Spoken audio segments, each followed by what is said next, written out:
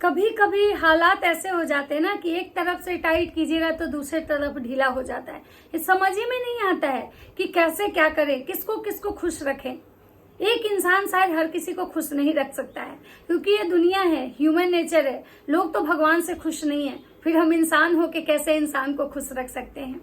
इंसान जब तक मतलब कि जब तक क्या है ना, आप किसी के अकॉर्डिंग अगर चल रहे हो तब तक सब कुछ अच्छा रहता है, तब तक शायद आपसे सब लोग खुश होते हैं। लेकिन जहां इंसान अगर मतलब आपके अकॉर्डिंग नहीं होता है ना, तो चीजें क्या होती है ना, बिल्कुल पलट जाती हैं और लोग आपको फिर गलत सोच देखने लगते हैं, गलत आपके बारे में सोचने लगते हैं।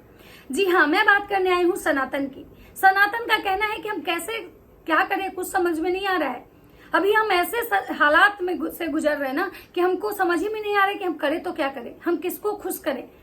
एक को खुश करने जाते हैं तो दूसरा नाराज हो जाता है, दूसरे को खुश करने जाते हैं तो पहला नाराज हो जाता है।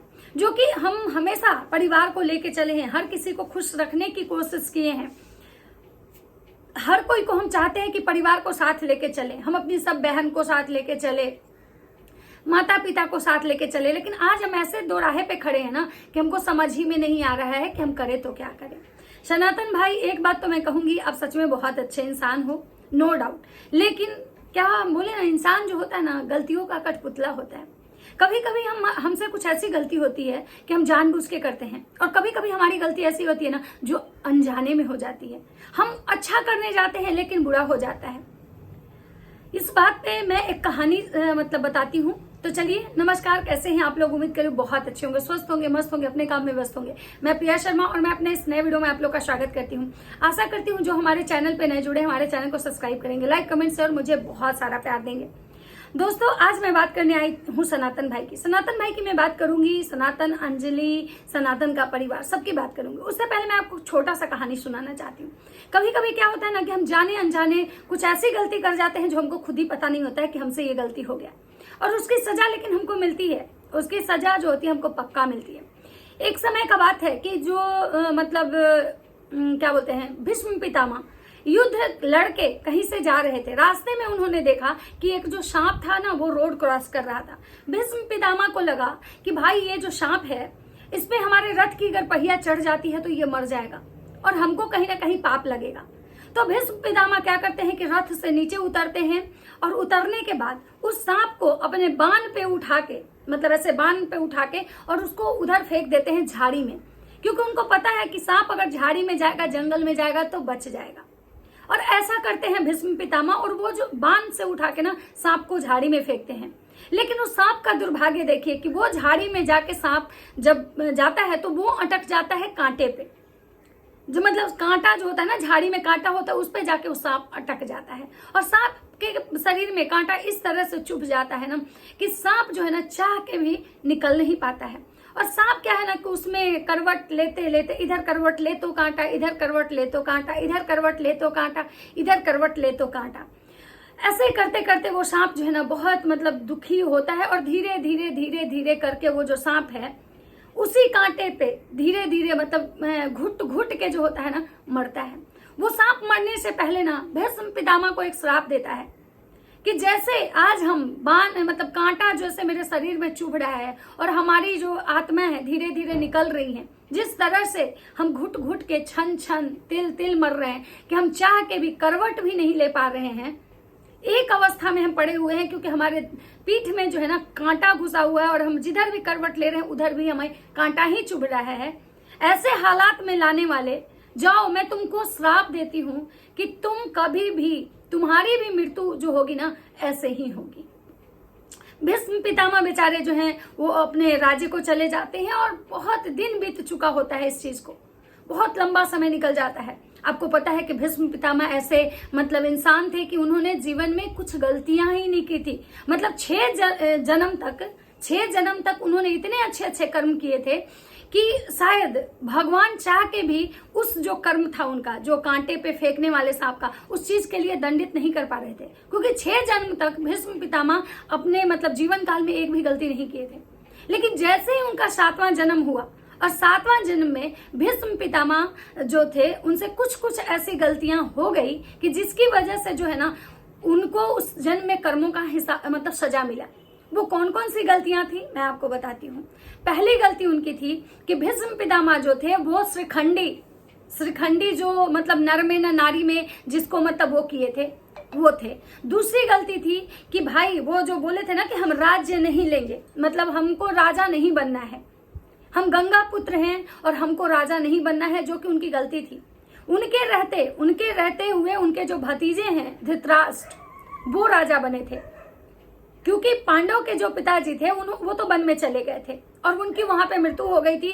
तो राज्य के बड़े होने के नाते राजगद्दी मिलनी चाहिए थी, तो भीष्म पितामह को मिलनी चाहिए थी। लेकिन भीष्म पितामह ने मतलब राजगद्दी ना लेके राज्य के साथ अन्याय किया था और राज्यगद्दी जो है वो दे दिया था धृतराष्ट्र को, जो कि उनका यहाँ पे गलत डिसीजन, उनका गलत कर्म था। दूसरा उनका जो गलत कर्म था कि भाई वो जो मतलब द्रौपदी का चीरहरण जो हुआ था वो भीष्म पितामह के आंखों के सामने हुआ था। भीष्म पितामह के सभा में बैठे भीष्म पितामह, उनके घर की बहू का इज्जत चीरहरण किया जा रहा था और भीष्म पितामह इस गलती के लिए, इस मतलब अन्याय के प्रति आवाज नहीं उठाए थे। ये उनकी दूसरी गलती थी। तीसरी गलती थी कि भीष्म पितामह को पता था कि दुर्योधन पांडवों के साथ गलत कर रहा है। दुर्योधन जो है एक अच्छा शासक नहीं है। दुर्योधन का शासक बनना राजहित में कहीं ना कहीं नुकसानदेह है। लेकिन ये सब कुछ जानते हुए भी भीष्म पितामह जो है दुर्योधन के पक्ष में जाके खड़ा हुए थे, दुर्योधन के पार्टी को ज्वाइन किए थे। ये उनकी तीसरी गलती थी। चौथी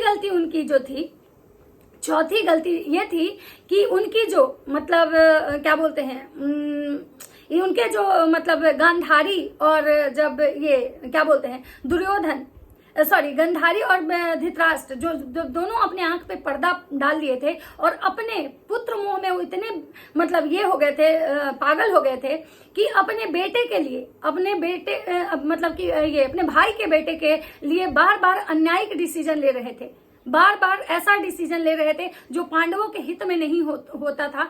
और ये सब कुछ भीष्म पितामह अपने आंखों के सामने मतलब देख रहे थे कि गलत हो रहा है, फिर भी इसके खिलाफ आवाज नहीं उठाए। इनकी चौथी गलती थी। और ये चार गलती और पांचवी गलती उनकी जो थी, चार गलती और पांचवी वो जो सांप जो उनको अभी मतलब कि श्राप दिया था, वो उनकी पांचवी गलती हो गई थी। और 5 गलती पूरा होने के बाद जो भगवान थे उनको मतलब कि भीष्म पितामह को सजा देना था, क्योंकि 5 गलती हो गया था और भीष्म पितामह के पाप का जो घड़ा था ना वो भर चुका था। अब भगवान भी उनको नहीं बख्श सकते थे, क्योंकि भीष्म पितामह तो अपने 6 जन्मों में कोई गलती किए ही नहीं थे। ये 7वां जन्म था उनका जब वो गलती किए। अब भीष्म पितामह बोले थे अर्जुन को कि हम मरना चाहते, अपना प्राण त्यागना चाहते तुम्हारे बाण के सैया पे। और आप लोग देखे होंगे कि बाण के सैया पे लेटे थे भीष्म पितामह और वहीं पे उनका मतलब कि अंतिम सांस लिए थे। जब वो भीष्म पितामह बाण के सैया पे लेटे हुए थे तो भगवान से मतलब एक प्रश्न किए थे कि हे माधव, एक बात बताइए कि हमने क्या ऐसा गलत किया, क्या ऐसे हमारे कर्म खराब थे जो कि मुझे बाण के सैया पे मतलब मेरी मृत्यु हो रही है। हम बाण के सैया पे लेटे हुए हैं, हम इतना मतलब कष्टमय मतलब मौत मुझे क्यों मिली। इधर करवट ले रहे हैं तो हमको चुभ रहा है, उधर करवट ले रहे हैं तो हमको चुभ रहा है, और हमारा जो प्राण है ना मतलब बहुत ही कष्ट से निकल रहा है। इतना मतलब जो दर्दनाक मतलब बोलते हैं ना कि दर्दनाक मौत मुझे क्यों मिल रहा है। क्योंकि हमने तो आज तक कभी भी, मुझे नहीं लगता है कि हमने किसी पराई स्त्री को मतलब देखा या फिर हमने किसी के साथ गलत किया, फिर हमारे लिए ऐसे मतलब इतना मतलब दर्दनाक मौत आप कैसे चुने। तब भगवान ने उनको जवाब दिया कि हे पार्थ, ये बात सच है कि आपने 6 जन्मों तक कोई भी मतलब गलती नहीं किया था, इसीलिए शायद आपको मतलब कोई भी इस तरह का मतलब सजा नहीं मिला था।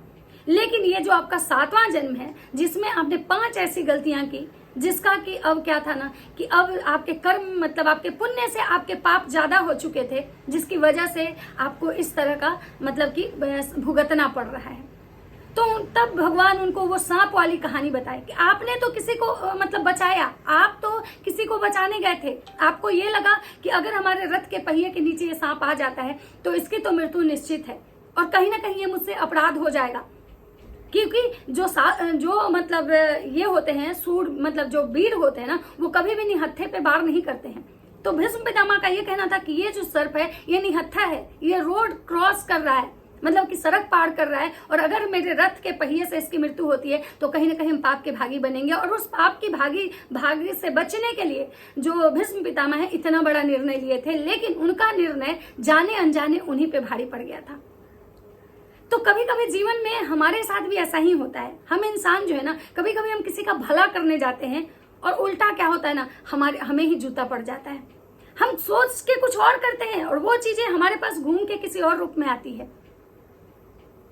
तो ये सब जो चीजें है ना, कभी कभी क्या होता है ना कि हम जाने अनजाने भी पाप की भागी बन जाते हैं। कोई जरूरी नहीं होता है कि हमें हमारे कर्मों की ही सजा मिलती है। मतलब इस जन्म में हम जो कर्म कर रहे हैं ना, उसी के बहुत सारे लोग होते हैं जो मतलब कमजोर होते हैं, निर्धन होते हैं, हाथ पैर से लाचार होते हैं। तो लोग कहते हैं ना कि जैसा कर्म की हो ऐसा भोग रहा है। किसी को बच्चा नहीं होता है, किसी का पति छोड़ देता है, किसी का पति मर जाता है, विधवा हो, तो सब कहते हैं ना कि इसका कर्म खराब था जिसकी वजह से ऐसा हुआ। जो कि ऐसा नहीं है कि उस इंसान को सिर्फ इसी जन्म में उसके कर्म खराब किए थे इसकी वजह से हुआ। कोई जरूरी नहीं। आपने देखा होगा कि बहुत अच्छे अच्छे इंसान के साथ बुरा होता है।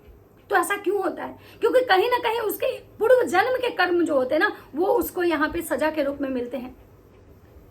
हम इस जन्म में तो बहुत अच्छा कर्म किए हैं, लेकिन हो सकता है कि हमारे पुराने जन्म के जो कर्म है ना, वो हमको इस जन्म में इस रूप में आ रहे हैं कि हमारे साथ ऐसा कुछ होता है। तो कभी भी किसी को ये मत सोचिए कि वो इंसान जिसके साथ अभी गलत हो रहा है उसके कर्म खराब थे, इस जन्म में कर्म खराब थे। हाँ, कभी ना कभी के कर्म जरूर खराब होते हैं, तभी हमें शायद इस तरह से सजा मिलती है।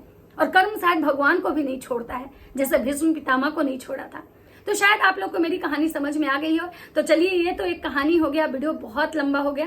तो इस वीडियो में तो मैं सनातन भाई की बात नहीं करूंगी। तो चलिए, मैं नेक्स्ट वीडियो में सनातन भाई की बात करूंगी। फिलहाल इस मेरी कहानी को आप लोग एक मतलब ऐसे सुन लीजिएगा, और इसको मैं अपलोड करती हूँ। देखती हूँ कि ये कहानी आप लोग किसको किसको अच्छी लगती है। कमेंट करके जरूर बताइएगा। तो चलिए, मिलते हैं नेक्स्ट वीडियो में। तब तक सबको बाय बाय।